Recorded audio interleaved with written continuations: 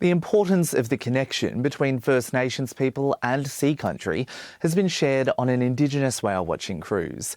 A group of tourists, scientists and local mob took to the seas for the whale watching cultural experience at Shell Harbour, about 2 hours south of Sydney. A highlight for many was the moment local whale researcher and Yuin woman Dr Jodie Edwards sang to the whales, calling in the giants of the sea. A smoking ceremony by Gumara Aboriginal experience. An ochre from Dr Jodie Edwards, welcoming people on board a special Indigenous whale-watching cruise. Passengers searching the horizon, eager to spot a whale, while Yuin woman Jodie Edwards sings to the whales in language. We come from a long line of whale singers in our communities that practice singing the whales in. A few seconds later, a humpback breaches.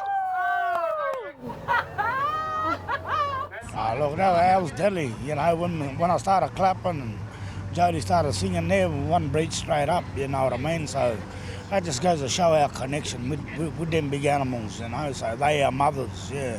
Every winter, humpback whales migrate from Antarctica to Queensland.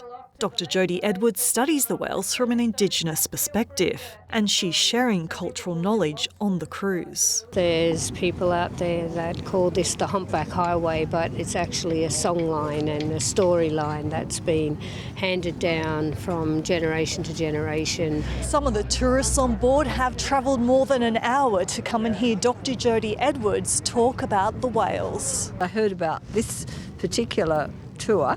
I thought, wow, I'd really like to do that and, you know, get an Indigenous perspective. Coming from a science background myself, there is so much that we can learn and integrate that cultural, scientific knowledge of our First Nations people with modern day science. And I just found it fascinating that she could sing to the whales. Shell Harbour Wild plans to run the Indigenous whale watching cruises every month.